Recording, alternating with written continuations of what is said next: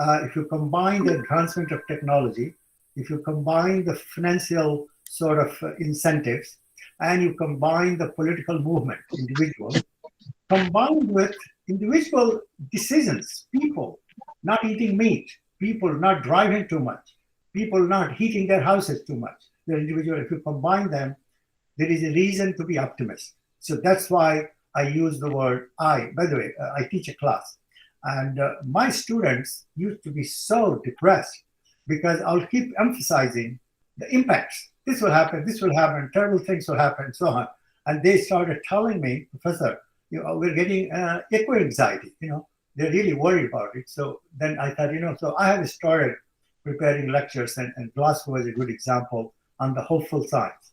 So I will end my comment here. I'll be very happy. I mean, I missed all my PowerPoints. I had spent time preparing them for another lecture, but I'm technologically challenged, so I couldn't figure it out how to actually share that with you guys. But I hope I have captured. But please ask me questions, and maybe your questions will remind me of some of the points that I had asked. And thank you, Dr. Jan. Thank you, Mohan, very much for your patience and giving this opportunity. I'll be very happy to take any questions.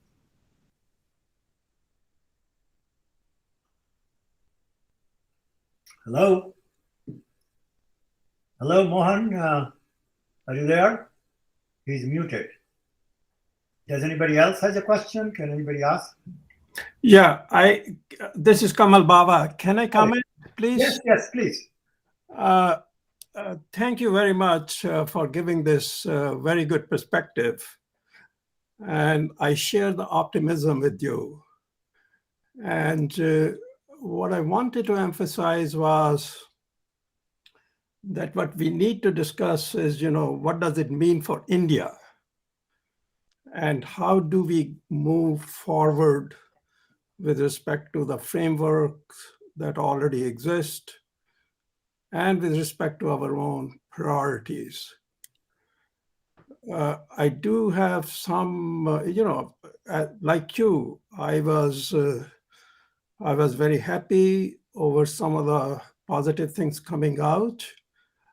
I was also disappointed. I think India, for example, did not sign the deforestation agreement. There are perhaps good reasons for that. I have not looked into the detail. I should mention, incidentally, I have written a blog for the Indian community on COP26. I shared that with Mohanji, and I hope Mohanji can share it with this community too. I wrote it for Indiaspora at their invitation. And to give you a little bit more background, as many of you know, I am also the founder and chairman of the board of Ashoka Trust for Research in Ecology and the Environment. The acronym is ATREE. ATREE was very well represented in Glasgow, and I think we did make important contributions to the process. And we are also doing something about the issues that have been discussed. But anyway, coming back to the presentation, I think the deforestation should remain a very of great concern to us, because one of the most unusual things that happened in this COP was linkage of climate change with the loss of biodiversity. Because as many of us know, the forests absorb emissions, and deforestation leads to increase in emissions. So so at this COP, I think there was a very clear recognition between biodiversity and climate change. And that takes me to the second point.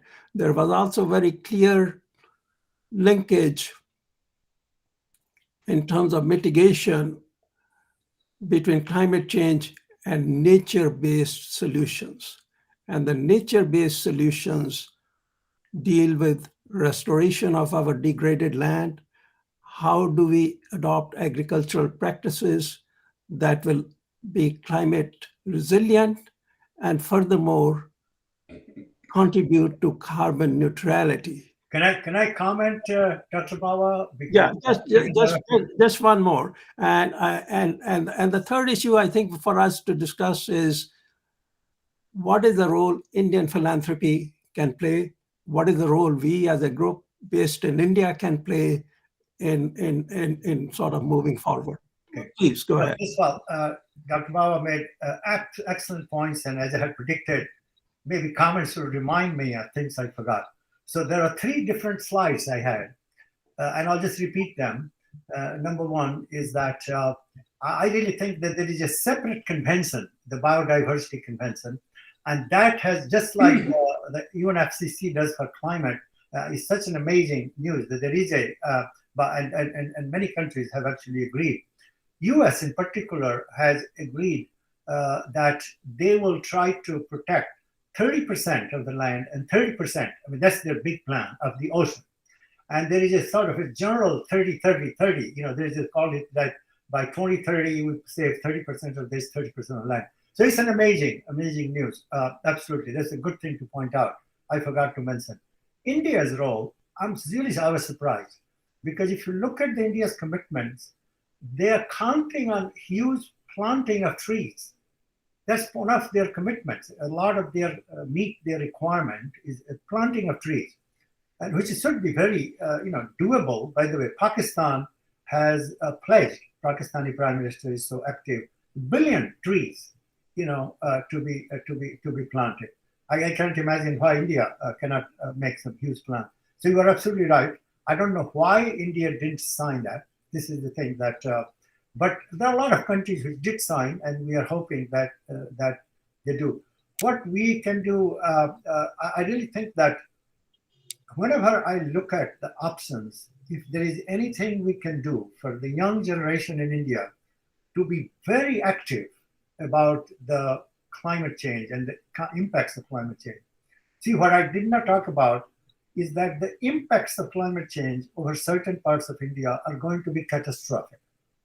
Okay, there is something called wet bulb temperature that we should know. Wet bulb temperature is the same temperature, but if you suppose wrap your thermometer in a wet towel, which means it basically means that what will be the temperature if the air is very humid? It is called wet bulb temperature. If that temperature becomes 35 degrees, people die. It's just the biology. The human body just cannot take care of it. If you look at the scenarios of climate change, in some of the bad scenarios, if we don't do anything, there are many places, especially in Calcutta and some of the places where it is humid, and the wet bulb temperature can go to 35 degrees. So I have I have tried to work within the system, and when they like your idea, they do it. If they don't like, they don't even respond. Okay. So I have been trying to contact. I think Hari knows. Hari and I tried to contact the Environment Minister, Prime Minister's office. They just don't respond. And then after that you realize there is very little you can do. Okay, but anyway, thanks. That was very good comments. If there is any other question, I will be happy to answer. I don't see Mohan, so I don't know who is in charge right now. But does anybody has any questions?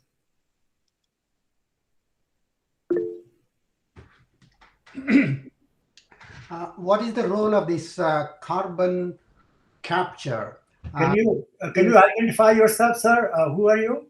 My name is Dr. Vishwanath Reddy. I'm active supporter of IDCA.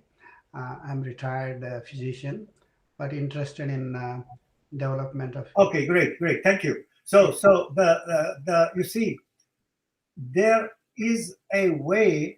This is called carbon capture and sequestration. Okay, that's the full name.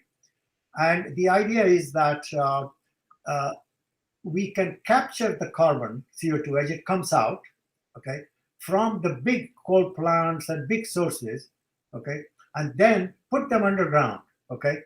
So that's one called at right wherever the huge amounts of CO2 is being released.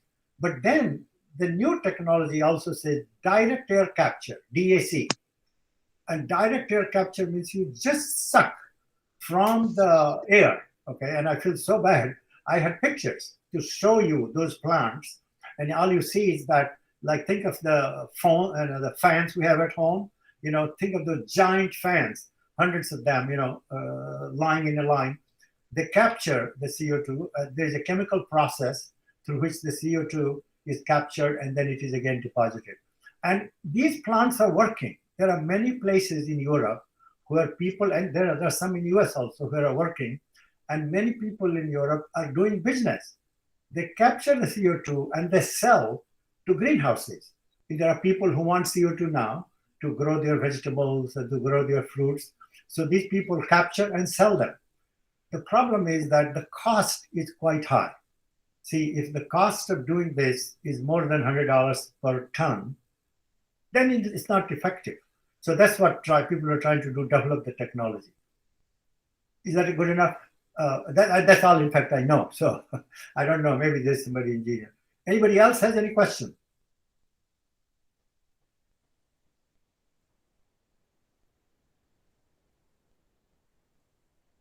Okay, Mohan, I don't hear any questions. So if you please take it over. Yeah. All right. So thank you, Professor Shukla, and giving us the background and what's happening with respect to India and China as other countries. And certainly would like to learn more. And please share your PowerPoint so I can share with everybody else that they can see some of the points you have made here. Can I just take 30 seconds, Mohan? I completely forgot to tell about US. The most amazing thing is happening actually is in US. After Trump is not the president, you will not believe what a dramatic shift in all the policies about climate Biden has introduced. But again, I'm not an expert. You guys know as much as I do. But it should be worth mentioning that US is now actually really seriously trying to lead the world, which was the opposite when Trump was president. Sorry about that. Thanks. Thanks. I think next we can have Dr. Sailesh. He has a different perspective, and all of you know he runs the organization called Climate Healers. And his sole focus has been that with the diet, animal diet, and its contribution to the climate change. And he has been promoting the idea of vegan world for by 2026 to combat this climate change. And he was present at COP26, and he was also at Paris. And we'd like to hear from him why he has been promoting this one and why he thinks this is the biggest breakthrough we can have it if the world can adopt in that sense.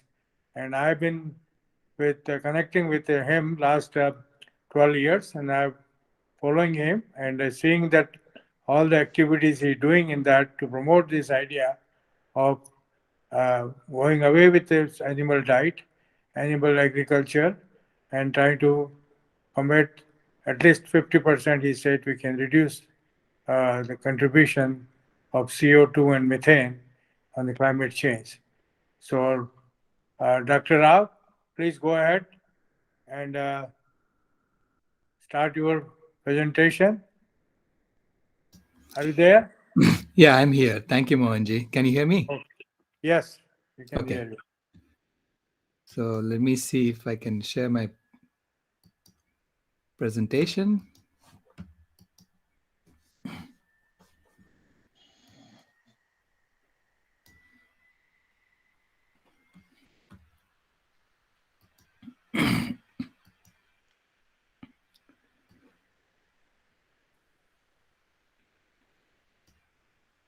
So I'm going to talk about the Cow in the Room campaign that we launched at COP26 in Glasgow. I'll talk about why we did that and what the result has been. And I'll talk about the press conferences we held. We had a total of 5 press conferences in the Blue Zone on the Cow in the Room campaign. Now, in Glasgow, all the leaders got together and they basically agreed to halt deforestation by 2030. So like 120 countries had signed that. But for me, it is the opposite. And I'm looking at it as they agreed to continue cutting down forests for the next 9 years. Okay. And to me, deforestation is synonymous with colonialism. Because when you do deforestation, you're going to a forest and you're telling the people who are living there, hey, you know, we need this more than you do. And we are obviously superior to you. So get out of the way so we can burn it down and grow more meat and dairy. And that's basically what's happening, right? And all these leaders, they agreed to continue doing it for the next 9 years. Now, to put that in perspective, these leaders had agreed to halt biodiversity loss by 2010. Okay, they had agreed in the Convention on Biological Diversity to halt biodiversity loss by 2010. 2010 came and went, and we were killing biodiversity at a faster rate than ever before. So then they agreed to halt biodiversity loss by 2020. 2020 came and went, and we are still burning down forests left and right. And now they're saying, oh, we'll do it by 2030. Okay, so that's the setup that I'm beginning with. Okay, and so we had 4 animals to talk about 4 aspects of the cow in the room. And they tried to stop us from actually having the balloons float. We had to find a private place where we can pump these balloons up with helium and float them. And so we became part of the rally, but you know, the rally came to us because we were there. And the idea behind these 4 animals is to talk about animal agriculture and our exploitation of nature and why that is the leading cause of climate change, the leading cause of pandemics. So you can see this chicken wearing a mask. So, and you know, in Glasgow, at COP26 in the Blue Zone, everyone was wearing masks. Everyone was wearing masks. We were asked to wear masks inside, and then they would open the mask in order to shove some animal foods in their mouths. It just made absolutely no sense. Okay, but that's what was going on. So we held 5 press conferences. And so I'm going to just go through the slides for one of the press conferences. That was the main press conference that we held. And that's called Address the Cow in the Room and Thrive, or Ignore the Cow in the Room and Die. Those are the 2 choices we have. Methane is a greenhouse gas that causes climate change. So much is being emitted that life on Earth is collapsing. You know where most of it comes from? Me.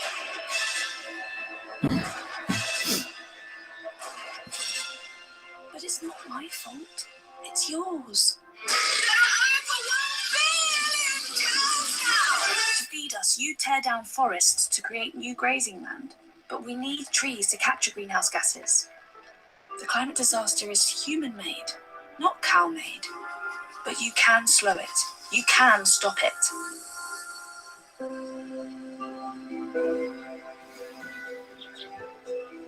You must stop eating meat.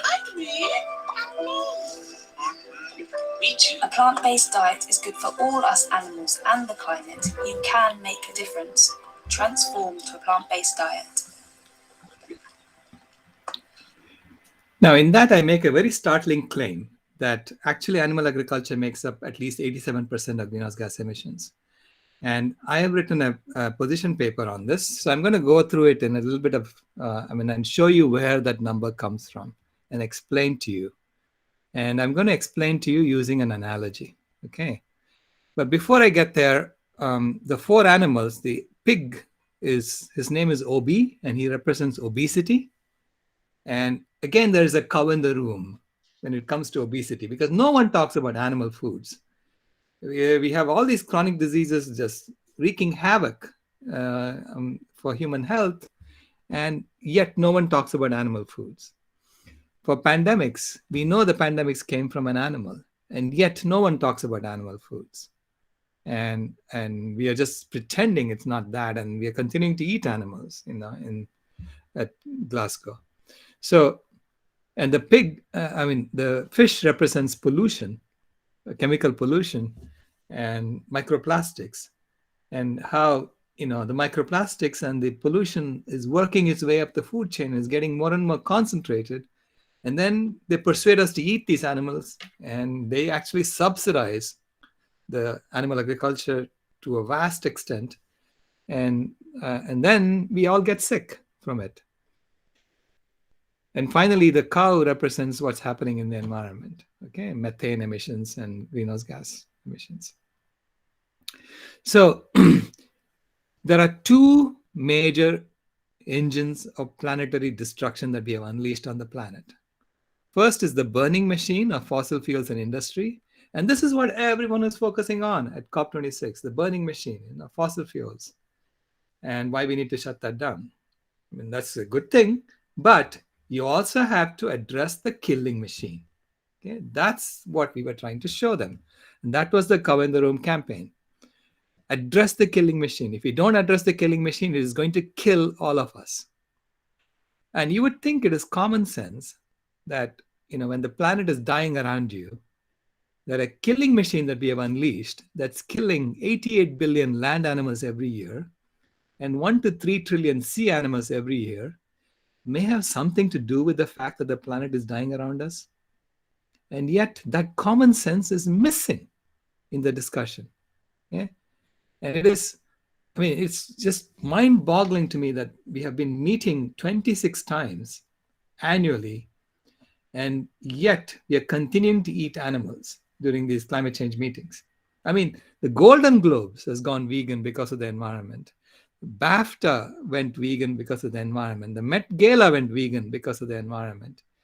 And COP26 is still serving beef and cheese and salmon and venison and deer. I mean, it was mind-boggling to watch that. And if you look at the 9 planetary boundaries and how scientists have been analyzing the 9 planetary boundaries and how we have been violating them, eventually all these planetary boundaries impact biodiversity loss. This is why biodiversity loss, which is this triangle that's sticking out on the top left, is actually 1,000 times, 100 to 1,000 times this diameter of the circle. The diameter of the circle where the yellow becomes red. Okay, it's actually 1,000 times that. And the black dots represent the impact of the killing machine. So you can see that the killing machine is the leading cause of biodiversity loss, is the leading cause of every other environmental ill. Not phosphorus loading, nitrogen loading. But it has been portrayed as not the leading cause of climate change. That it's only the burning machine that's causing climate change. The killing machine is a minor impact.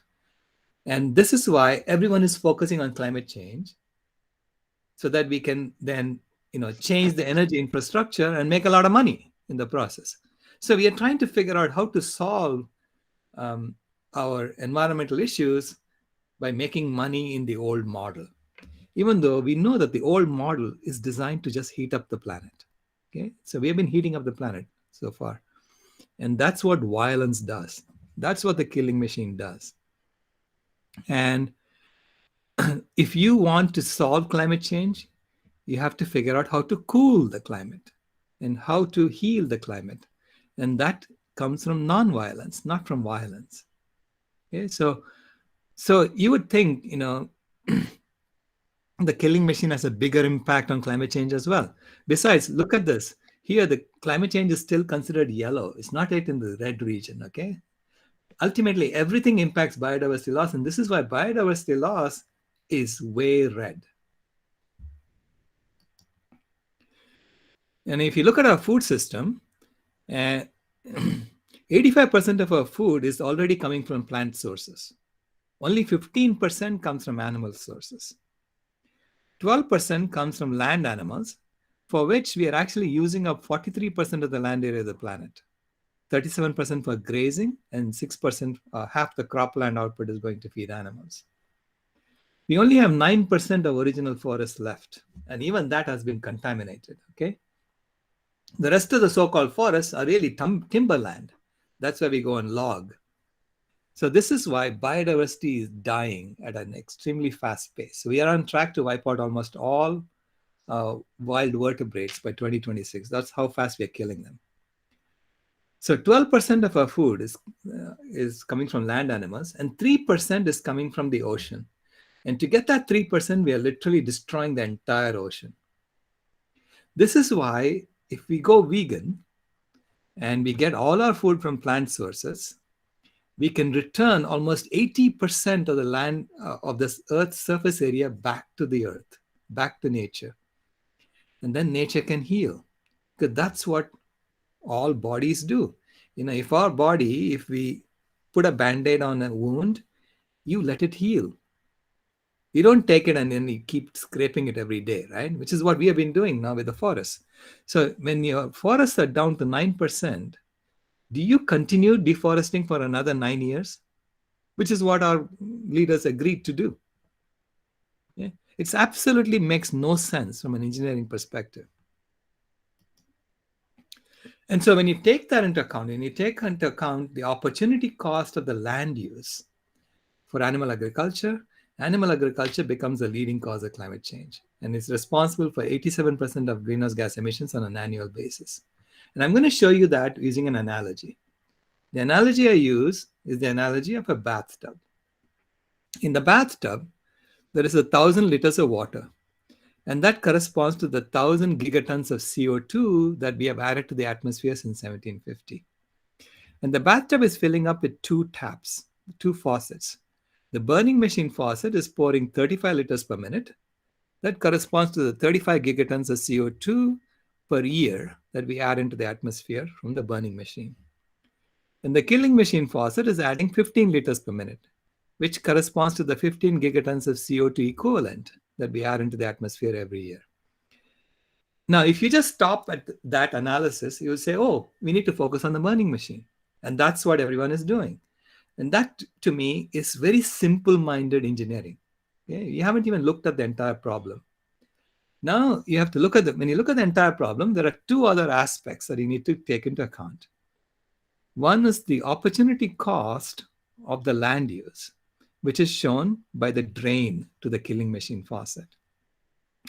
So the drain is now clogged up with hamburgers, but if you turn down the killing machine faucet, for every 1 liter per minute that you turn down the killing machine faucet, 2 liters per minute opens up and pours from the bathtub into the vegan reforestation tank.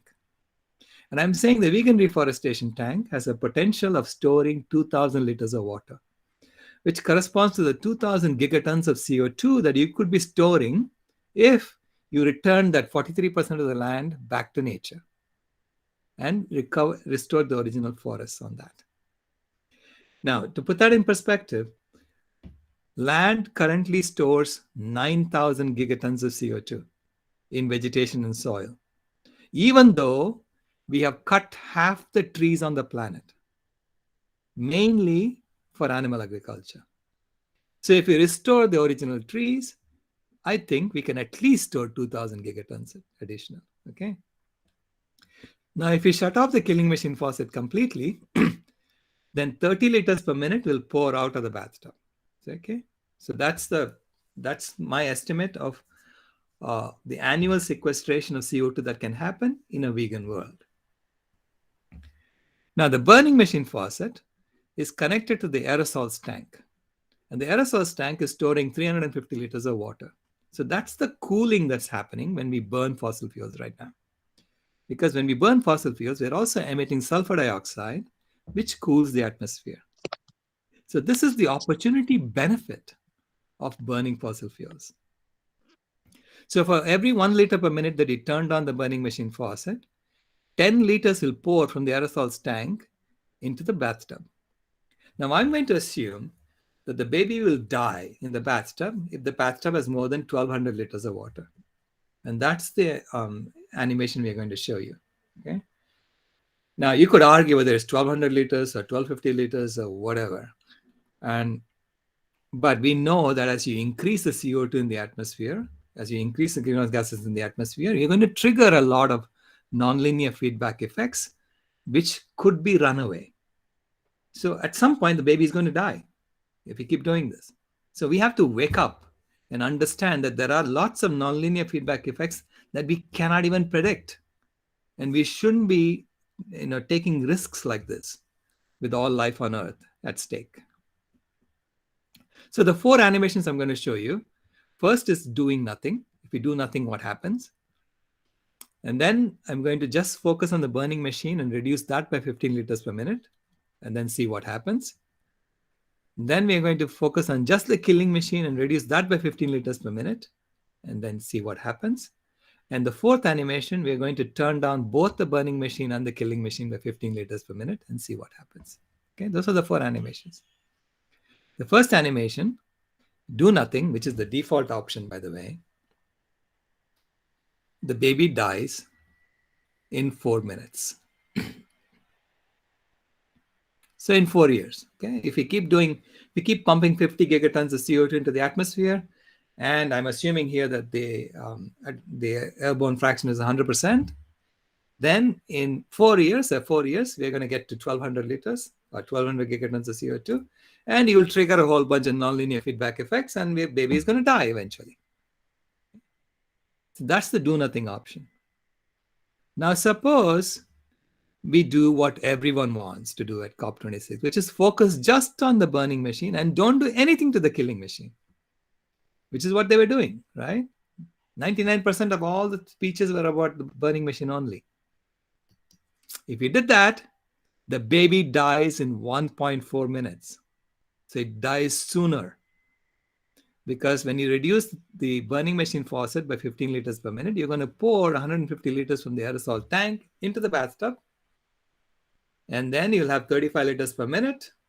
And in 1.4 minutes, you're going to fill up to 1,200 liters. Okay, so the baby dies sooner. Is that our intent? I mean, is that what we're trying to do? Kill the baby sooner? Okay, let's now look at the third option, which is third animation, which is focusing just on the killing machine and not doing anything to the burning machine. And if you do that, the 15 liters per minute goes to 0. And then the drain opens up and it pours 30 liters. So now you have 35 liters coming in and 30 liters going out. So net effect is only 5 liters per minute. So then the baby dies in 40 minutes. So you've slowed it. So that's where the 90% comes from. Okay, because there's an opportunity cost that we need to take into account. And this is why I say if I'm given 100 units of resources, I will devote 90 units. As an engineer, I would devote 90 units to shutting down the killing machine and 10 units to shutting down the burning machine. Okay, so the baby dies in 40 minutes, but the baby still dies because, as any plumber will tell you, if you have a bathtub with 2 faucets running and you don't want the bathtub to overflow, you have to shut off both faucets. This is not complicated. This is simple engineering. And this is what I call, common sense engineering. So the 4th animation is if we do both. If we turn off the burning machine faucet by 15 liters per minute and shut down the killing machine faucet, then the water level in the bathtub will come down over time. And then you can turn down the burning machine faucet more and more and more, and eventually reduce it to 0. And you can do that and still make sure that you don't overflow the vegan reforestation tank while you drain the bathtub. So this is how I would solve it as an engineer would. You have to address both. You have to walk and chew gum at the same time. You have to shut off the killing machine faucet as quickly as possible. And that means the COPs should be entirely vegan. As long as we are serving animal foods at the conference or the parties, we are not yet serious about addressing climate change. Okay, that's my assessment. And so for COP27, I'm going to say if it's not entirely vegan, I'm not going. And I'm going to be standing outside and protesting. So thank you all very much for this opportunity. And going to stop sharing. Can I ask you a question, Dr. Rao? Sure. Okay, first of all, a wonderful presentation, and you and sort of people like you should be really congratulated because it's just, you're absolutely right. There is a huge sort of force that is working in one direction, and but I have had several discussions with other people, when we talk about the sort of emissions control versus, and here is the two or three things I'm always told, and I have no answer to that, and maybe you can help me get an answer for this. Okay. First thing they say is that as people are getting richer, like China, a lot of people are getting richer. What are they doing? First thing, eat more meat. Right. So eating more meat has become almost like synonymous with progress, or getting rich. Right. Same thing in India. You're getting rich. First thing you do is buy a car. All right. So these are the question I have not been able to answer is that when you have a COP26 and a government makes a policy, it has some power to be able to go and implement a policy. Like Biden can come and say, well, this is the mileage of the gas, and you guys figure it out how to do it.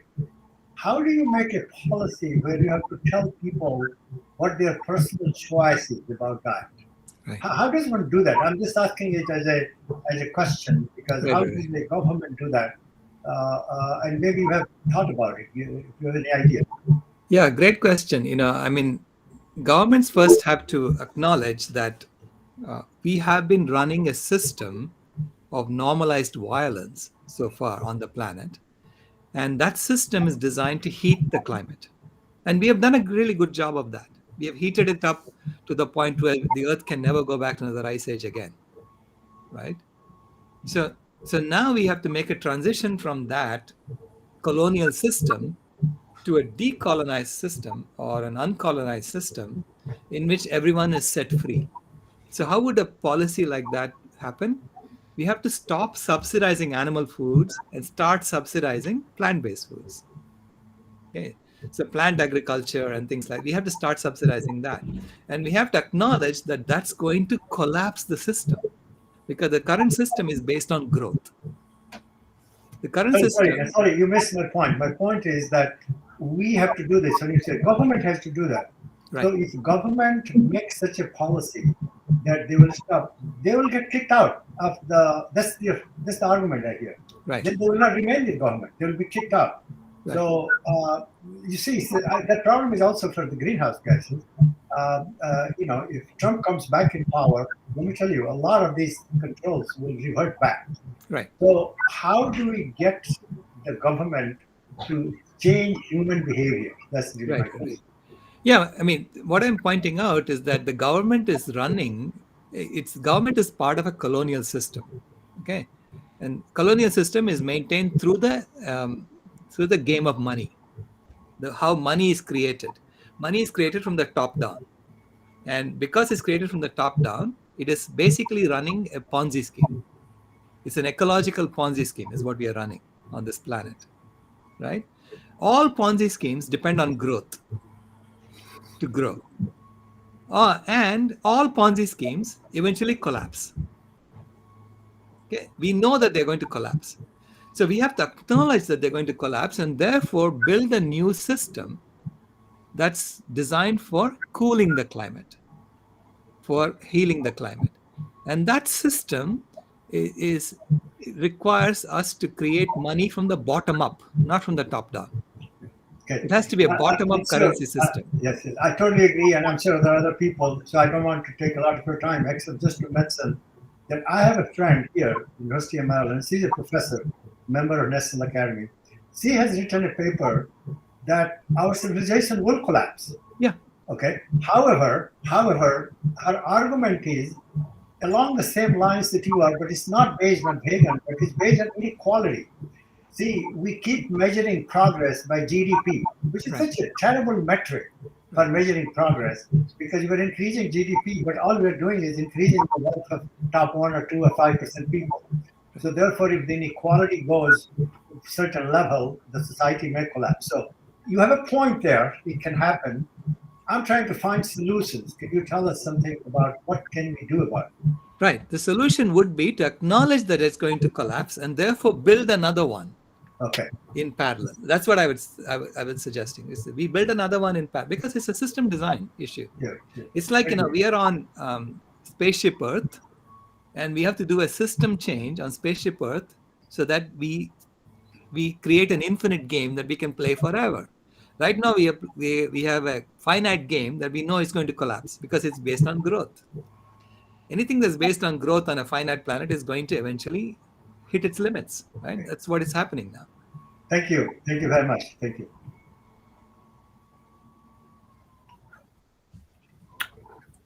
I think, Dr. Rao, wonderful presentation. And I think in a way, what you are saying is very much in line with nature-based solutions that came out. It seems to me for the first time in the COP related to climate change. Mm-hmm. And at least in prominence, it might have been discussed earlier. And I completely agree with you.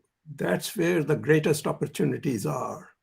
And again, I want to reiterate another point I made earlier. I think it would be really very useful for this group to think in terms of India, what we can do and how we can influence policy. So thank you very much.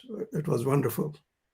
Yeah, to me, it is so in alignment with India and India's cultural ethos of ahimsa and nonviolence. So basically, we are saying we have to create a system of normalized nonviolence. And who better to do it than India? I mean, India should be leading this. Exactly. I think that's, we have an opportunity here. Really. Yeah. With the experts here, we have, I think, why don't we draft something like this and send to the government of India with people like you, Professor Bawa, who have been working on these issues, Professor Shukla, all that, and send it forcefully and let's try to support push from India. That's what we've been saying. India should lead this effort because we will be the most hurt country if the climate change disaster continues because we are not ill prepared. Our people infrastructure is very poor. Our people don't have places to live properly and all that thing. When all these floods and all these calamities will come, India will be suffering much more than any other country. So that's what we need to lead. And it falls in our culture of thousands of years. We have been promoting, I'm a Jain from there, we have been promoting, we found out the solution for the world. It was not only for Jains, it was for the world. At what path we have to follow? We are all one together. Whole planet is one, and we believe in the soul and everything, that there is a whole living being. So we need to protect this rather than destroy it. And that's what you see, the wisdom which we have been given, and we have not been using that one to make it a better world. Mahaviri's message was not only for India, it was for whole humanity. That what he said, that how we should live, and how should we, and India should take the leadership, the moral leadership of this world on this issue. And I think we have enough experts here who can bring these things to the people in India and of course the government. And I will be happy to interact and some sources I have in contact, trying to push this one thing that India comes forcefully on that, because we are the least user of, we are using animal agriculture, but we are still the least. I think India's consumption is probably about 20 or 30 calories per day per person, whereas the China and US is almost 500 calories per day per person on meat consumption. So I think I hope you all agree, and all of us who are right now joining it should support that effort and trying to bring about the change right from India and to the world, because I think we should have our voice heard on this issue. Absolutely. Thank you. Hari, you're muted. I think who's Umeshji is asking, or Hari Lamba is asking question.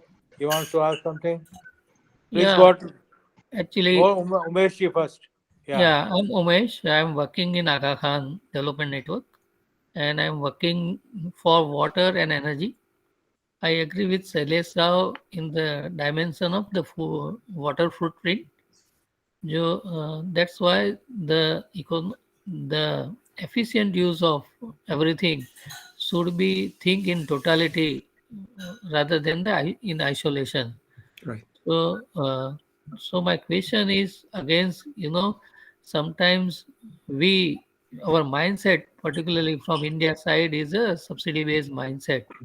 But we recently, I just gave a small example of water meter introduced in our societies, and it reduced the energy by 80% and reduced the water by 67%. And this is the last 5 years database we had. So if we reduce the losses on the water footprint or energy footprint, the the environmental answer we can find out. And thank you, Sailesh ji, for wonderful presentation, sir. Thank you, Ji. Thank you so much. Thank you. Okay. Dr. Lamba, please go ahead with your question. We cannot hear you. We can hear you. Let me see.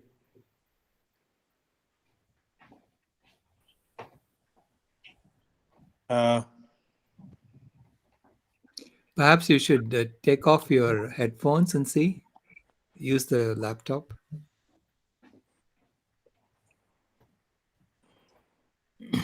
Hello? You can speak.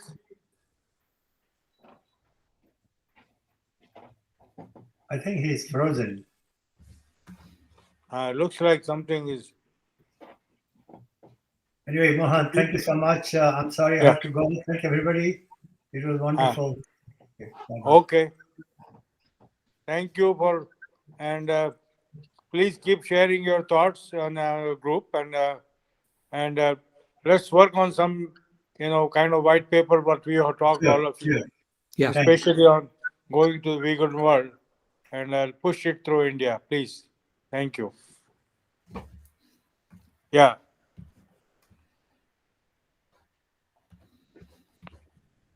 I think he's trying to rejoin. He was frozen. So let's wait for a second. Then his presentation will be starting also following this. Okay, I think he's back now. Hello? I can't hear you still. Unmute, please. He's unmuted, but we cannot hear him. Oh. What's happening? We have heard you before.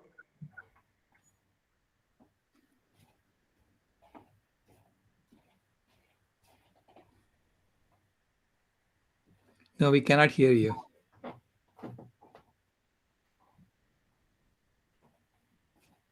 Yeah, I have to start again. I think that's what it is.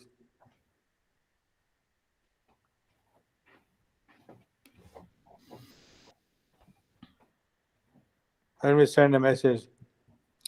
Hari, try using your laptop's microphone as opposed to the microphone on your headphones.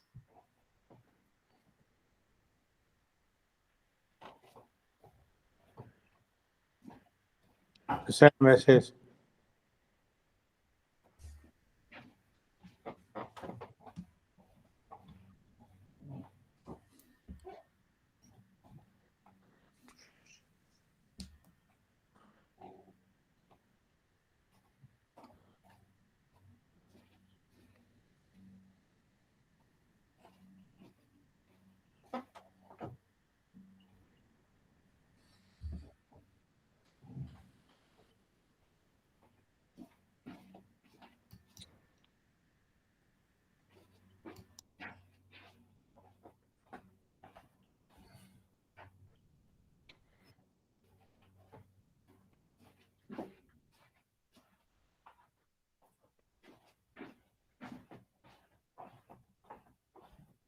I sent message to him to restart.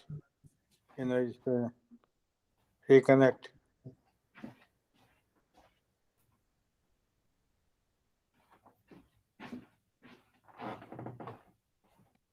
Sorry for that technical problems here.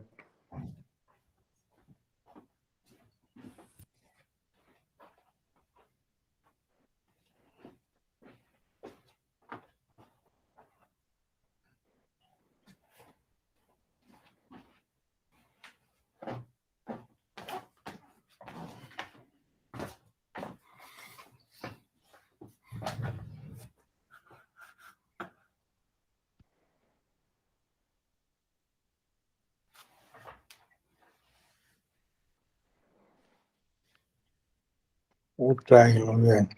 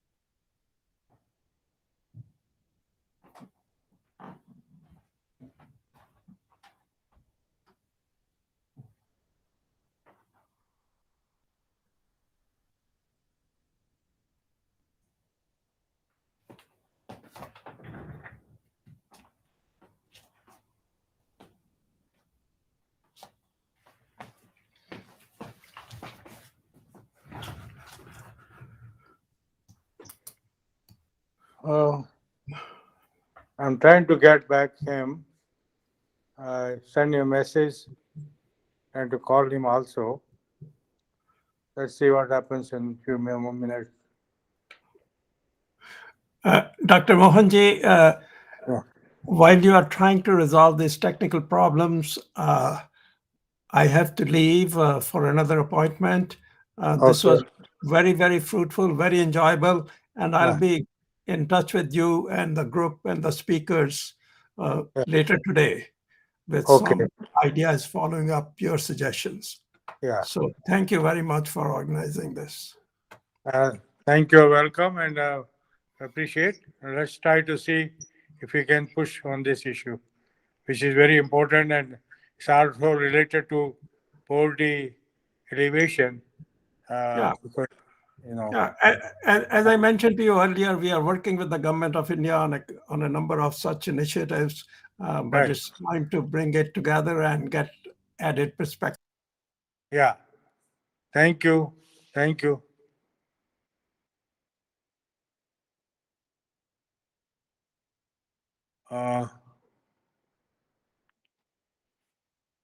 Let's see, where is it?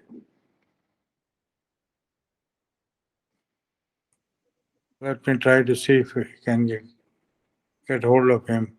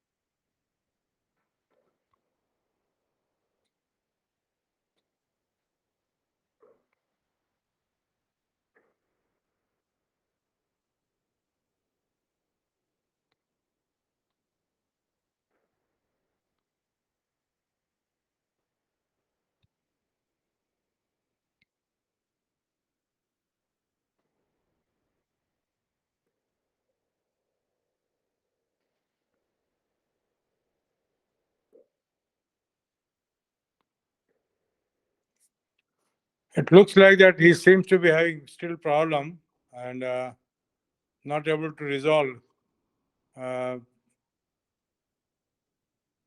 to reconnect back. He's trying to reconnect, but somehow there is a problem. So I think just to give him a few more minutes. If not, then we would like to conclude the meeting. And if, of course, anybody else want to make any comment or any other thoughts they want to share, we'll be happy to hear. Sailesh ji, Bharat Parakh is there. Dr. Bharat Parakh is there. And Yes, yeah. I have a request, Mohanji. Hmm. If possible, can we have copies of the PowerPoints of the speakers? And also, if we can have their contact emails. Sure. There are things I'd like to, further explore with some of them. Sure, we will be happy to share that. And we are also recording this session right now. So you'll be able to hear what they have said. And certainly we'd like to have more interactions on this subject, which is critical for all of us and our future generations, that we need to work very hard together now. And I think India should take lead, and we should do our own part to bring about this, change in India's policies and stand on this issue. Hello, my Hello. name is George. I want to suggest one item. I had put a question in the notes Okay. asking what were the main agreements or the outcome of the conference.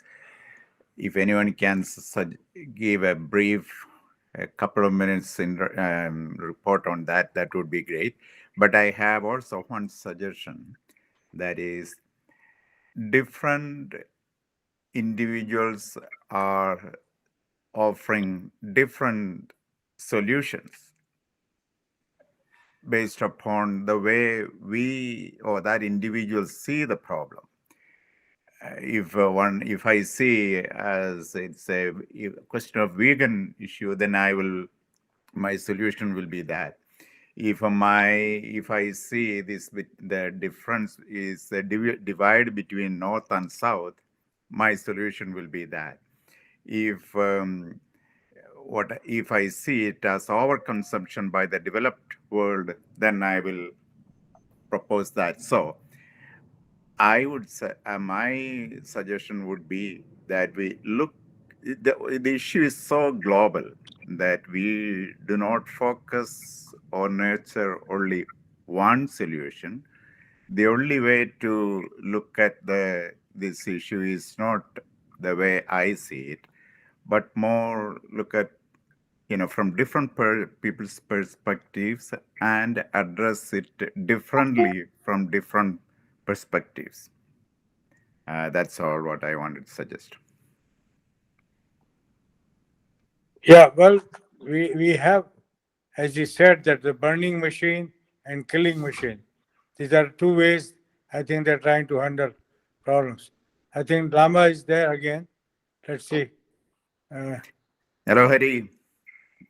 Hello?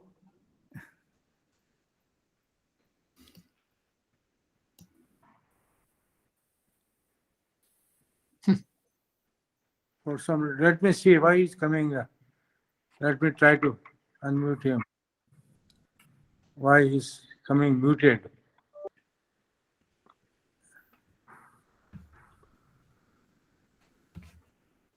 I can bring him on.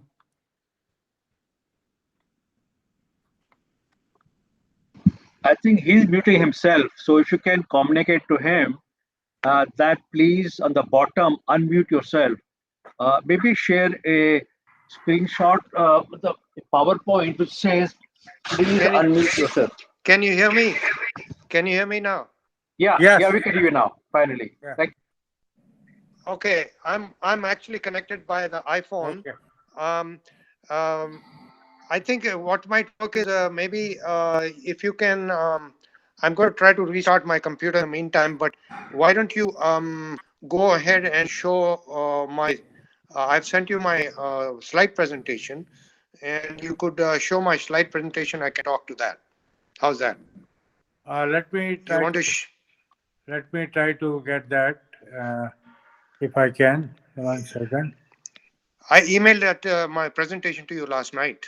No, I know that, but I had not chance to download it. I've been out whole day. Yeah, I'm in India right now, and so I've been away. I didn't see until later this evening.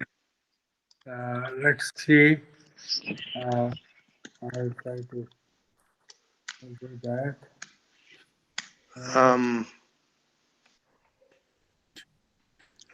In the meantime, I'm rebooting my computer to see if I can do it that way. Yeah, I don't know, it just completely locked me out. Yeah, I know. I'm having problem with my laptop too. So I'm still doing it, but I don't have I'm using my iPhone and laptop both. The laptop, I'm not able to have the microphone on and camera on. Something happened, so I don't know. So yeah, so let's try again. I'll try to get your presentation. 1 second. Let's see how we do it.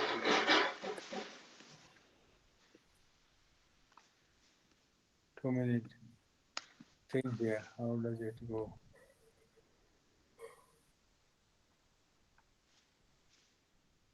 Okay.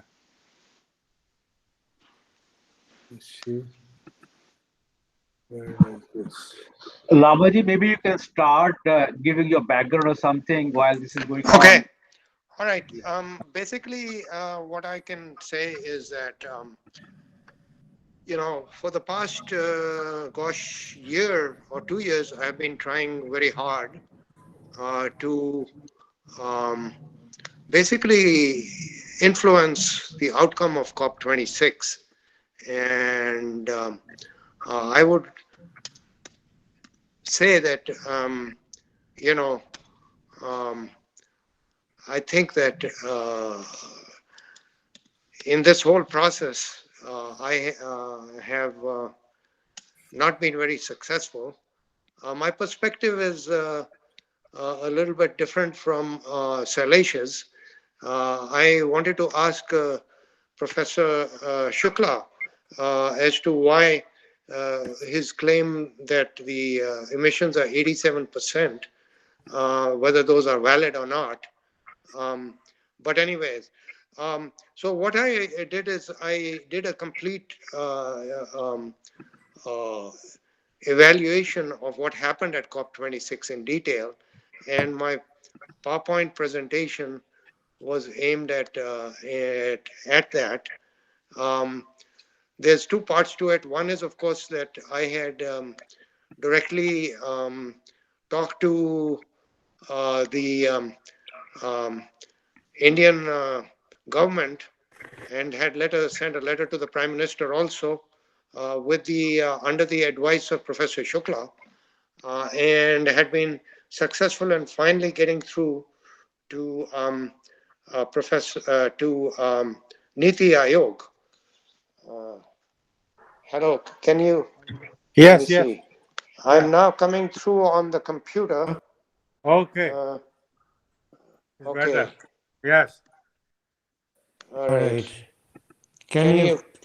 Yes, yes, Can, we can hear. We can hear. I'm going to get off the iPhone. Okay. Okay. All right. Yeah. Can you hear me now? Yes, yes. Okay. All right. Do you want me to go ahead? Let me try and see if I can present my presentation.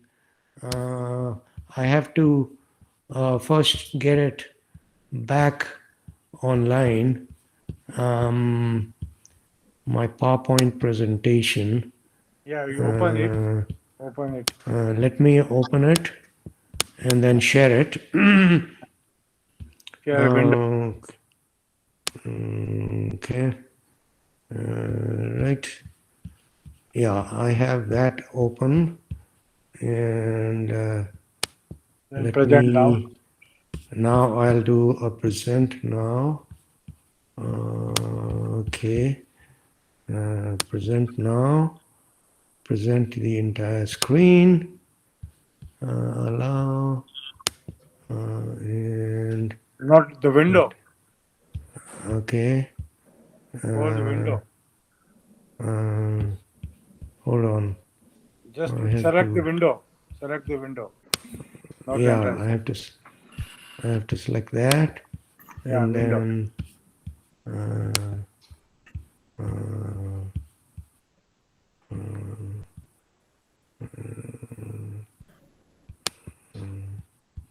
okay. Shoot. Select the only window.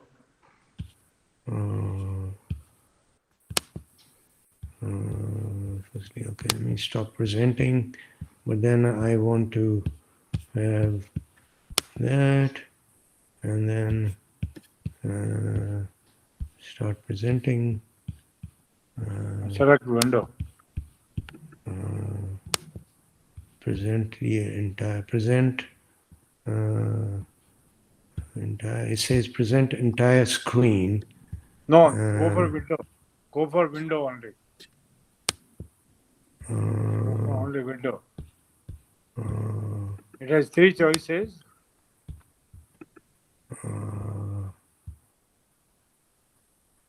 Okay. Tab, window.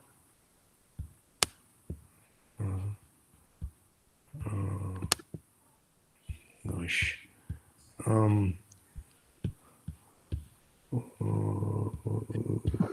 Can you bring your presentation on your desktop first and then share window? The one Yeah, the I have my presentation on the window now. in the bottom, share window. And the bottom.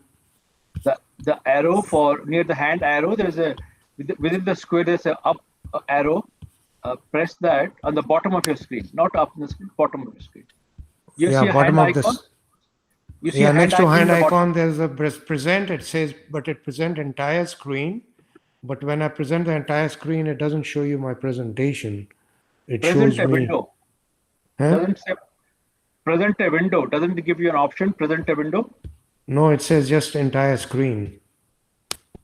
Okay. There's no present window. Screen. Allow. I get an option, present your entire screen, present a window. Maybe there's something different in your, we can see multiple of your windows, right? So this is not working out. So you have to stop stop presenting, please, again. Stop presenting. Yeah. And press a button. What do you see? What are the options you get? I have the option present now. No. You say present, then there is a screen icon, your entire screen. Below that, there are 2 icons which say window.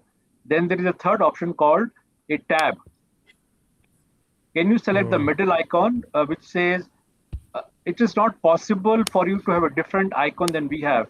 Can you put your cursor just on that middle icon, present now icon?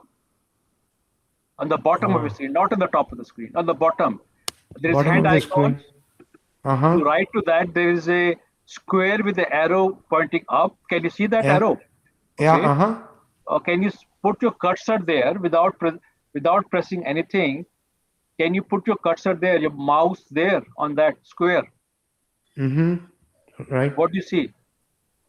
Present now. Present now. And right to that, when you open now, you see 3 options. Present your entire screen, a window, a tab. You don't see that, right? I only see present your entire screen. Okay. Yeah, that's fine. I understand that. So I don't know how to, do that. It's very difficult, right? Yeah. Yeah. Let's ignore that. Let me see.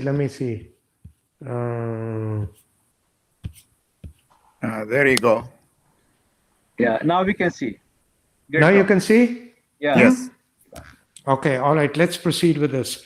Okay. COP26. I think compared to what I was aiming at, this has been a failure. And India did up its commitments. Can you hear this? Can you see this? The past year? Yes. Okay. Background, IDCA, I'd give 2 talks per year, all the year from 2006 to 2017. As you know, the background with the IPCC report was that it was a code red for humanity. We have to keep the temperature rise below 1.5 Celsius. Otherwise, we are being cooked.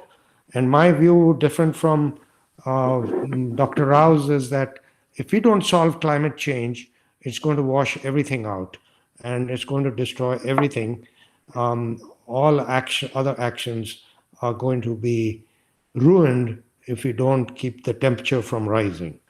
And my Lamba's plan that I came up with was a quantitative, actionable, time-bound plan to solve a zero emissions plan, and not talking about net zero. And so I came up with this book, Brighter Climate Futures, a Global Energy, Climate, and Ecosystem Transformation. My claim is that you can have plenty of energy, and you can solve climate change by reducing emissions, both carbon dioxide, methane, and nitrous oxide, and you can have ecosystem transformation. Ecosystem transformation, I'm talking about increasing the forest cover by 1 billion hectares for the whole world, and coastal ecosystems. So for India, that would mean 50 million hectares reforestation. And you take the Sundarbans type of coastal ecosystem and ocean farming, and you populate the entire coast of India with that. Anyway, I have had a year-long effort with a website, social media, emails. I have about 17 recorded YouTube videos. And then I had written, with the advice of Professor Shukla, we had written a letter to the Prime Minister of India with copies to the Minister and to Niti Aayog. And I did make a presentation to Niti Aayog. Anyway, the world is running out of time. We have to get the world to increase its emissions, its ambitions. The only book with a zero emissions climate action plan, that's mine. And it's plenty of clean energy. You can have plenty of those things, and we can have a good life. Anyway, greenhouse gas emissions have in the world in 2017 were 45 gigatons, or 45,000 million metric tons of carbon dioxide equivalent, 28% coming from China, 15% from the US, 9% from the European Union, and 5% from India. So China, US, EU, and India are the big hitters. And so I have detailed plans in my book for all 4 nations. Okay, COP26 was a big disappointment. And I know that you can take a look at 5%. We met, I think, 5% of what we should have. And you can feel good about the 5% being good, but the other 95% of the glass is empty. This was the 26th meeting of the Conference of the Parties since the 1992 treaty. The opening ceremony was fantastic. If the speeches of the opening ceremony would have solved things, we would be doing well long ago. 100 nations pledged to stop deforestation by 2030. I will remind the folks that the New York Declaration of Forest in 2014 had said that they would stop deforestation by 2020. All past efforts at stopping deforestation have failed. My solution was to apply a meat tax of 5% per year globally. I focus on what we can do. Methane emissions, about 100 nations have said they'd be 30% down by 2030. A good move, but one has to watch the commitments. Coal, 40 nations pledged to be out of coal by 2030. Solar costs about 40% of coal. So the contention that we should be using coal, even for developing countries, is not valid anymore, because it would cost India much less to be using solar than to be using coal and setting up new coal-fired power plants, as India is trying to do. The US-China agreed to talk, at least to talk on climate. They are not fighting. That's a good positive move, but there were no commitments coming from either from US or China beyond what they had already declared before the conference. Anyway, India's use, actual use with NITI, based on NITI Aayog data. By the way, NITI Aayog is the organization that replaced the India's Planning Commission. It is the new India organization for the transformation of India. And 56%, the 9.4 petawatt hours is about 1/3 the energy use of China and the United States. But 56% of India's current use comes from coal and about 30% from oil. One of the big things is that India imports about 82% of its oil and much of its coal and much of its natural gas. So it's paying through its nose for imports of oil. India energy use projected was still, as of 2050 by NITI, was supposed to be 33 petawatt hours, 3 times the energy use of today, but still 57% on coal. So what I proposed in my book was to go with, and this is all based on practical spreadsheet calculations, very doable, be 42% on solar, 15% on wind, and 16% on energy efficiency, and 16% called renew storage. You'll see the renew storage on the lower right-hand side, and the 16% is basically you take solar energy and you generate large amounts of green hydrogen by splitting water with using electrolysis, and then you burn the hydrogen. That whole cycle doesn't take any thing. And India has announced the National Hydrogen Mission, which is a good thing. And hydrogen would basically replace CNG in all the vehicles in India. And instead of having a CNG gas station, you would have a hydrogen gas station, which would be basically replacing both gasoline and diesel. And then you would have solar-powered, solar battery hydrogen power plants replacing all the coal power plants. Anyway, under the advice of Professor Shukla, we wrote a letter to respected Prime Minister on July 22nd. And I said it would enhance India's position, enable India to expand its energy use, lead to reduction in fossil fuel imports, enhance the import bill, increase competitiveness of the Indian economy, and help India's reindustrialization for the future green and clean energy. Finally got through, made a presentation to the Chief Executive Officer of NITI Aayog, Mr. Amitabh Kant, who is a big proponent of hydrogen, on October 1st, 2021. I made the presentation, but they, in a sense, didn't really listen to me. What I had proposed was that instead of expanding coal use, India should only expand coal use much less, but start switching to renewables. And anyway, India at COP26, respected Narendra Modi ji announced on the second day at Glasgow that India commits to be carbon neutral by 2070. IPCC said we need 2050, and that's the goal I had adopted for my book and my plan. But by 2030, India committed to 50 gigawatts of renewable power capacity, which is a big jump. And Modi ji said that 50% of India's energy would come from renewables, but he didn't say what the other 50% would come from. Does it come from fossil fuels? Does it come from coal? That coal seems to be a big part of India's strategy. And if China continues to use coal and India expansion of energy use on coal, then we essentially, our goose is cooked. The burning machine will kill us. That's my claim. So he did say there was a reduction in carbon emissions. Earlier, the National Hydrogen Mission had been announced by the Prime Minister for green hydrogen. India uses 6 million tons of hydrogen and 16 million tons of ammonia made from hydrogen. And this is made by a process that emits a lot of carbon dioxide. If just that part of it could be converted to green hydrogen, then there would be a big saving. And then one could have solar power plants in the Thar Desert that would be making green hydrogen, and that hydrogen could be piped to the cities and to all the service stations. That's my vision for hydrogen.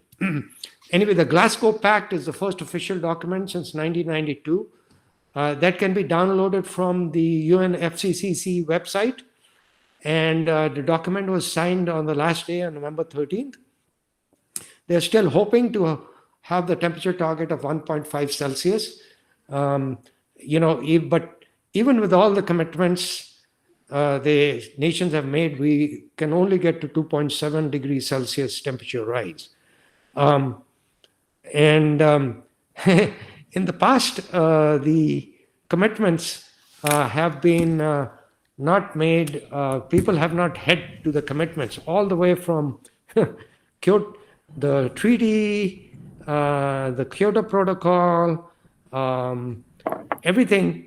They have not, the world's nations of the world have not commitments. So the commitments really need to be turned into an action plan, which is what I was pushing for.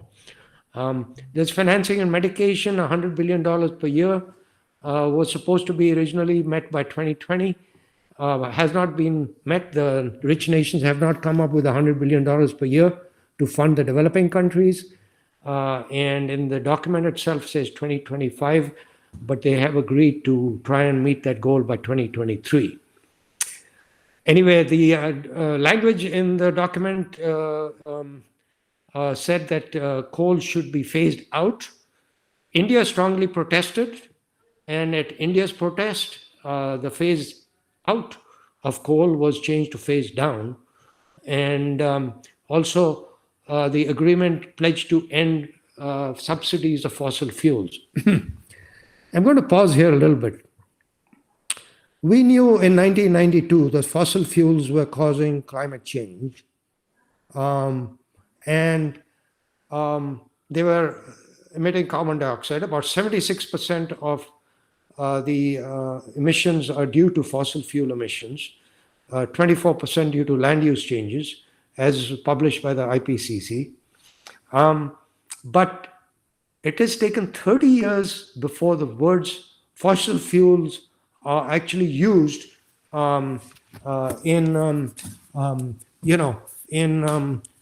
any official document of the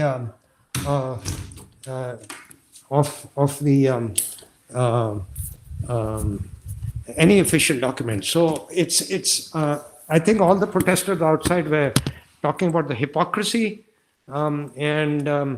that certainly has been a big hypocrisy. It's the first time we even talked about fossil fuels. There's a big talk of financing technology transfer and capacity building. Many nations don't have the capacity to do the energy transition, and they need contractors, technology, capacity building. I was thinking of the nation of Maldives, and I did try to talk to Maldives. They, for example, import diesel and pay through their nose to pay for their hotels, buildings, tourist hotels, and so forth. And I was going to try and help them have solar battery hydrogen plants, and to try to do that.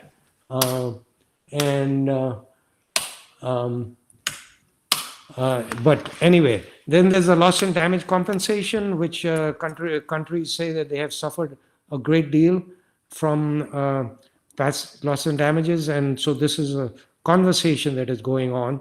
So there's some language in the pact that says that this conversation is going on. Anyway, Glasgow summary, we only got 5%. to, the EU and the UK are leading the pack, big commitments. But as for the US, you can see US action, the infrastructure and the Build Back Better plan is much less than what Biden promised during his election campaign, much, much less. Even if we get both those legislations passed, it will be much less than what he promised. My California, where I am, has become a lagger. It was it committed to 4 actions at Glasgow, but California really needs to up its ambitions. But coal use is growing. China, India, Russia, and the rest of the world are expanding. And unless we immediately get out of coal and start to transition out of using this very, very dirty fuel of coal, which gives toxic pollution, air pollution, water pollution, and adds tremendously to climate change, we are in trouble. We are seeing catastrophic climate-related disasters now globally every day. Greenhouse gas emissions must increasing in 2022. Anything else is not going to solve the problem. In 2022, our emissions have continued to rise. Our emissions must start coming down in 2022. Many small island nations are simply going to disappear under the water. That's going to happen. So we are, wildfires are devastating Uttarakhand and Madhya Pradesh during wildfire season. Heat waves are devastating India. The summers are killing very large numbers of people. So our glaciers are melting in the Himalayas. We really need to wake up. COP26 in Egypt in 2022. So far, only 110 nations have signed the voluntary commitment of the 197 nations.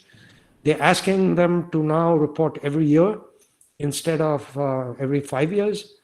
And they're trying to get nations to up their commitments and ambitions by the next COP in Egypt. Now these will be needed to be updated every year. Where do we go from here? I have to admit that I have failed to convince the world, because world needed to agree to and implement a total plan. And I had proposed a total plan for the world, quantitative, actionable, time-bound. Yeah. And it includes deforestation, reforestation of the earth, and expanding coastal ecosystems on the entire non-ice coastline. I agree with Dr. Rao. I have proposed an actual practical plan for reforestation and restoring biodiversity, and for restoring our coastal ecosystems. I think the killing machine is still active. Meat consumption and agriculture, animal agriculture have an effect. I have proposed a meat tax. We need to come up with specific actions that can be taken. Just relying on everybody to become vegan, I don't think is going to get us there. Ecosystems are collapsing. My thoughts are to work in 4 areas in the future: disaster preparedness, because disasters are with us now, before, during, and after. Solutions in energy and agriculture, my proposed plan, and the book, and adding the veganism aspect of Dr. Rao. Education is preparing the young for careers in the new clean and green economy. I am hoping to talk to my alma mater, Indian Institute of Technology, Kanpur, to help young engineers in the new clean and green energy economy, and including students in the US. We must continue to apply advocacy and pressure on political leaders. And this is my thing. For hundreds of million years, the earth has captured carbon and put it in fossil fuels so as to cool the air to be enough favorable for us. It's time to leave that captured in fossil fuels stored in the ground. We must not allow those fossil fuels to be brought up and do the dig, burn, and dump cycle of fossil fuels. And here's the cartoon that I found. What carbon capture and storage is unfortunately doing is letting the the pockets of rich fossil corporations, and why emit carbon and then go through the expense of capturing it and trying to store it in a gaseous form. The planet has already stored carbon for us in fossil fuels. So why do that? I think we should now begin to just store it in the ground and switch to clean renewable energy in terms of solar. So anyway, these are my thought in the 4 different areas that I thought I could pursue in the future. And let me get back to stopping the screen, and I'm back to the camera. Okay. Sorry about that. I tried to go through that because I knew we were running out of time. Hello? This is Avinash dear. Yeah. As a matter of fact, Amitabh Kant was in his school, modern school. I think you have, can you mute yourself, please? Pardon? Echo is coming. Can you mute yourself for a minute? Echo is coming, so when I speak, it's fine, thank you. But I'll be very honest and blunt with you, Labaji. In business, we have a saying, everything works in PowerPoint. And we can make everything work in Excel. Overnight switching and simple, doing all these things are, to be very honest, very obvious to most of us. Issues are very obvious. The solutions or converting the sunlight of Thar into solar energy and piping it to all house is not a simple solution. I think a more effort should be done in trying to do some pilot solutions or talking of some large scale giant solutions. There are a lot of technologies. So I think effort should be done in trying to prove something, at least on a pilot scale, before we talk of a global solution right from the bat. That is my comment only. Thank you. Yeah, what I have proposed both to India and to the United States is that exactly what you have talked about, set up demonstration sites. So you take a coal-fired power plant, and at this location very close to the coal-fired power plant, you set up a solar battery and hydrogen power station, oversized in the solar power plant, let's say a 200 megawatt power plant with a 60 megawatt battery system. And so if the cloud comes over, the battery system kicks in, and during the day, the solar energy is energizing, storing energy in the battery system. And at the same time, the solar system is, through electrolysis of water, is generating hydrogen, which is stored locally on site. And so at night, the hydrogen is used to generate energy. And what you do is you disconnect the solar coal-fired power plant. You have the electrical transmission lines coming out of the coal-fired power plant. You basically, at that point, you disconnect the coal-fired power plant and you connect the solar battery and hydrogen power plant. And so the rich nations need demonstration sites at say, for example, an existing coal-fired power plant, and demonstrate to the world, hey, guys, we can do it. This is the way to do it. And then turn around and help other nations, including India and other nations that are right now building coal-fired power plants, to stop that and to then go ahead and do that. So what I've asked even India was to set up demonstration sites for everything. If you talk about green hydrogen, then you set up a solar power plant that is basically concentrated on electrolysis and generating green hydrogen. And people can go there and see and touch and feel and implement it. And then you turn around to technology transfer and the financial resources and help the rest of the world. So that's basically what I have been proposing. But we need to do that very fast, and we need to do that very quickly in a matter of a few years, so that then we have to achieve everything by 2050. By 2050, our emissions have to be down to zero, or we are in trouble. Okay, sorry, Usha Hedge has raised her hand. Yes, Namaste Hariji. Can you hear Yes, me? Usha ji. हाँ जी, Yes, yes. बोलिए. Okay, Namaste. Hariji, it was a great presentation, and I'm always here, whenever IDCA has something I really want to learn. So when I heard the climate change seminar, so I'm here. I did hear a lot of things from you, and all of those are at very high level where I think people like us, it's very hard. But, can you tell us like 5 examples or something like that? Deforestation or reforestation is one of the example. People like me or, someone like us can do or promote. Like solar energy is one of the thing, I can definitely promote among, the few people, or maybe like reforestation. What else can we do? Is recycling and all, do you think those, because people like me think only from that perspective, not at the higher level, but I want to understand if our thinking is a right thinking of, doing a very smaller impact also will help. Yeah, Usha ji, my opinion is that I think that the political system and the leaders need to expand your choices. Your choices are very limited at a personal level. They need to expand your choices. And here's how you need to apply the political pressure so that they expand your choices. And here is where they need to expand your choices.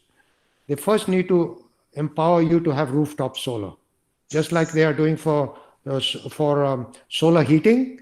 The solar panels which heat the electric water. Yes, we have it. Yes. Yeah. For the same thing in India needs to happen for solar photovoltaic. There is various systems that in the US, I have solar panels on my roof right now, 3.5 kilowatt system. My electrical bill is zero. Yes, on a net basis, I'm producing energy. Rooftop solar distribute. See, the good thing, Usha ji, about solar energy is it's there everywhere. Yes. You go out and you raise your hand and your hand is in the sun. You don't need to go to a dig, burn and dump cycle for diesel fuel or gasoline. No, nobody has to go anywhere and get it for you. You have access to it. So what you want to do is India needs to adopt in all of its cities rooftop solar, but manage how to the electrical utility the regulations of the electrical utility must be forced to give you the incentives to manage the electrical system when you're producing during the day large amounts of solar energy. Use some of that solar energy with some hydrogen power plants. So that's the first thing they need to do. So first thing is they expand your choices in transportation. They need to expand your choice in transportation by making solar-powered road transportation available to you through electric vehicles and fuel cell vehicles. They need low-cost, solar-powered rail transit and solar buses and electric buses available to you. That's the choice. Transportation choices are number 2 choices. The third one, my ideal for reforestation, is the Chipko Andolan.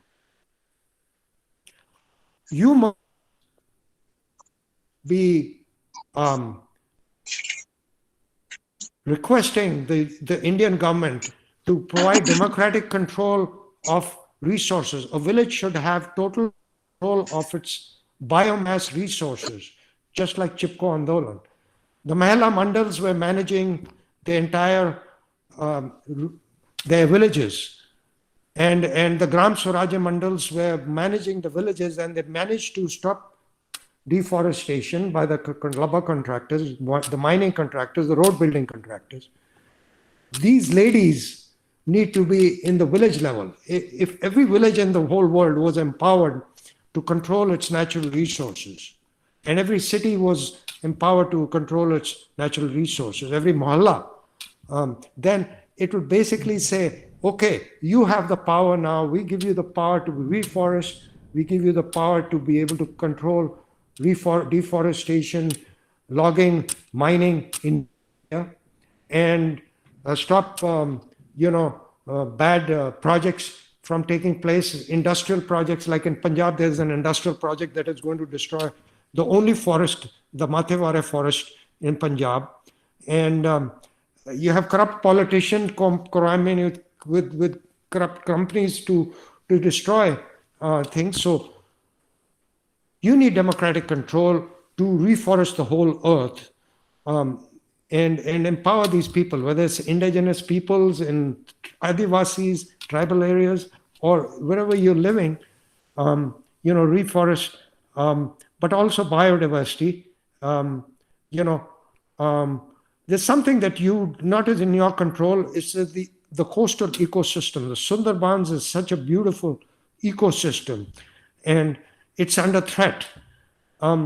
The whole coastline of India and the whole coastline of the United States can be totally have coastal ecosystems, and you can have ocean farming, and you need to empower that part of it.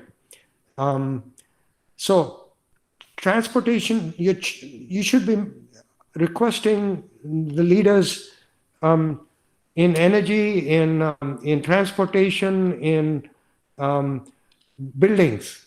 No buildings should be allowed to be set up in your city that are energy guzzling buildings.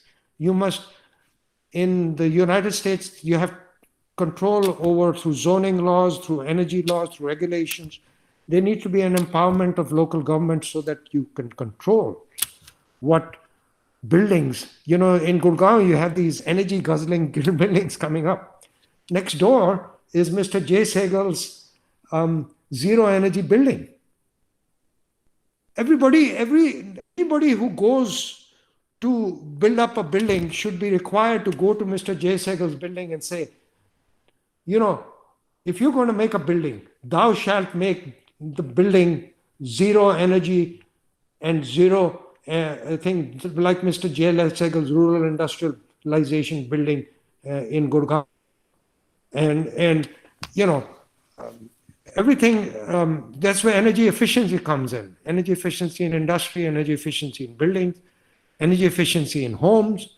Homes should be better insulated. The roofs should be shaded. Shade your roof in India and you will not need air conditioning. I saw a beautiful house in Jabalpur, and I walked from a few blocks from where I was visiting my sister, and that whole roof was shaded with corrugated thing, and the shaded, and he had painted his roof white, and he needed very little air conditioning. In the US, it's venting your attic. If you put a little solar fan that vents your attic, the heat doesn't build up in your attic in the United States. So there's a lot of things like that. One small thing I will tell you that can have a big effect. Dr. Rao talks about methane. And I'm a vegan now, by the way. My wife, we've become vegan, and our plant-based whole food diet is much better for our health. No meat, no eggs, no milk. But problem is we are using a lot more organic, and we are taking that organic waste. The biggest problem in the United States, I don't know how big it is in India, is biological waste. We're taking our kitchen waste and dumping it in the regular garbage. And guess where that is going?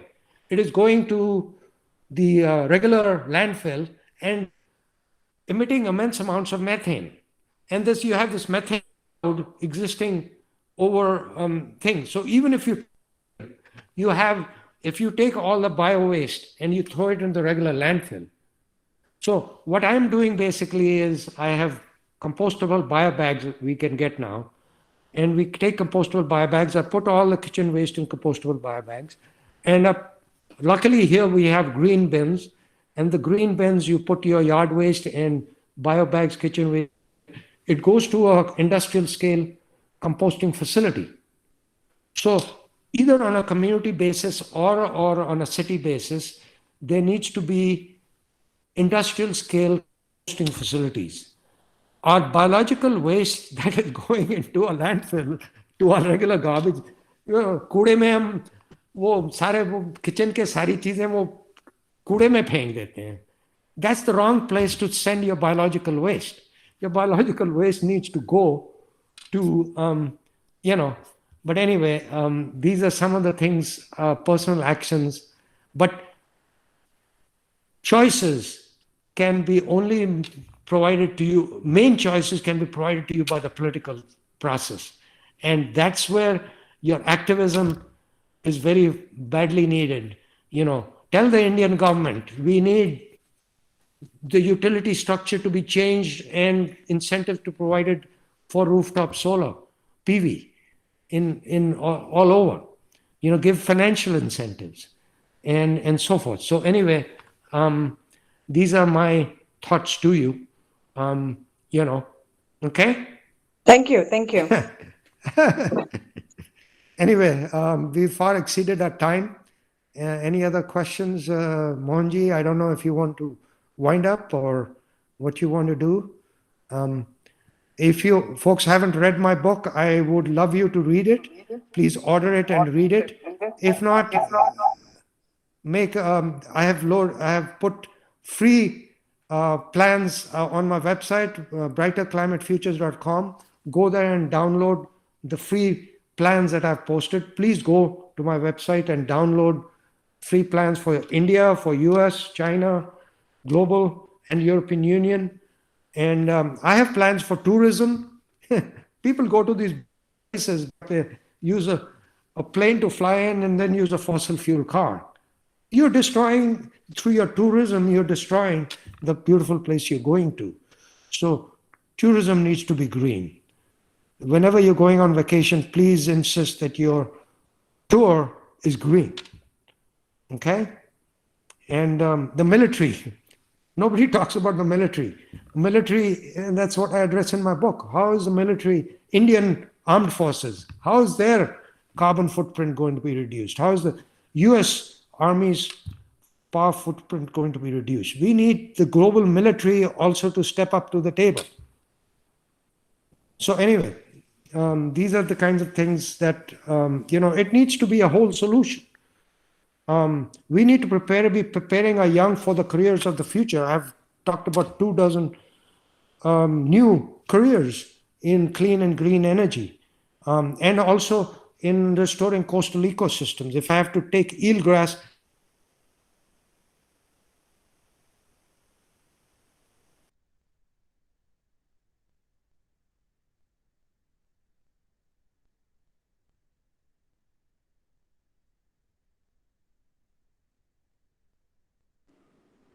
I think he's a frozen, and I'm getting this echo.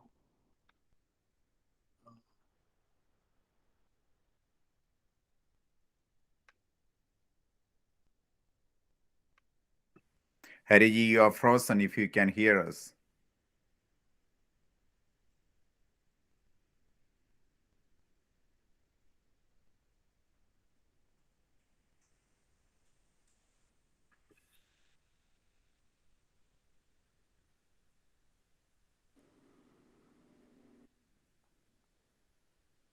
Hello. Thank you very much, all of you. Sorry for the technical difficulties we had today. I'm trying to. Hari is back.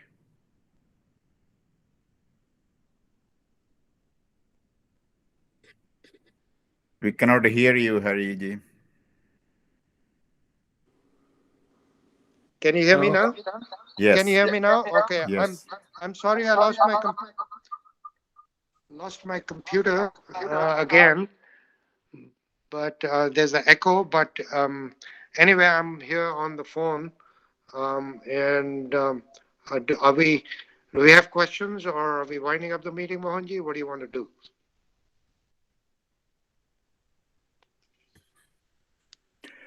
Well, Hariji, I want to say thank you. You gave a very good summary of Glasgow. That was very good. Thank you, George. Very nice to see you there, and thank you so much. I tried to make an awareness. The thing is going to be that the people who have committed their nations, that they follow through. We have a very weak United Nations Framework Convention of Climate Change Organization. One of the big things I've said is we need a global organization. World needs effective global institutions to solve global problems. That's what we must have to solve climate change. And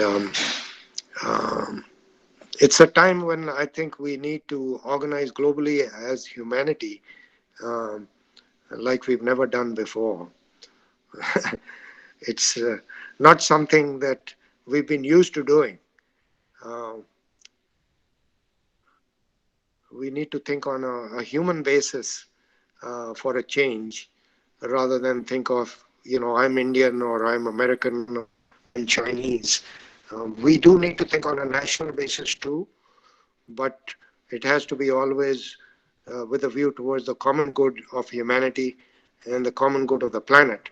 Because if the planet is not habitable, it's not going to be good for any of us. So anyway, that's where I am, and I'm hoping that in the next year or so we can get organized, because in my view, the nations of the world failed us at Glasgow, and so we will need to organize to implement things until such time as the nations step up. Okay. Hello? Mohanji, are you still there? Can I ask Ushaji has a hands up. yes, can I ask a question to Sailesh ji?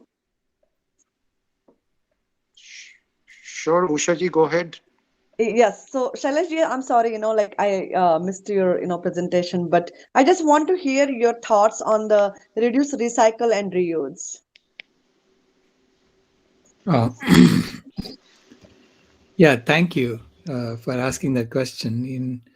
Reduce is the most important of the three, and I say please reduce your ecological footprint by going vegan as quickly as possible. Okay, 'cause that strikes at the root of the colonial system that we are in.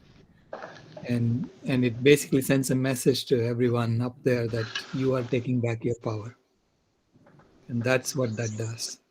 Because otherwise we are buying into their story that you need to eat meat and you need to go and, take away the land from indigenous people. I mean, this is the kind of story they've been telling us all along, and you're not buying into it anymore. So I'd say reduce is the most important, and among reduce, the food system, address the food system issue as quickly as possible. And I don't buy at all, so I tend to buy. I have a buy everything day, so I buy everything on one day in the year, and I don't buy in the other 364 days. I don't even enter a shop except for groceries. So you need to step out of this story that they've been telling us, that happiness comes from consumption, and it doesn't. We have known that for 10,000 years, right? Yeah. So thank you all for being here, and thank you for organizing this, Mohanji. Yeah, thank you, Mohanji. Thank you. Thank you very much. Yeah. So have a good day and a good night for here in India, those who are in India. Okay. So see you later. Thank you all. And we'll share the recording soon. Okay. Bye. Okay. Bye-bye. Okay. Bye.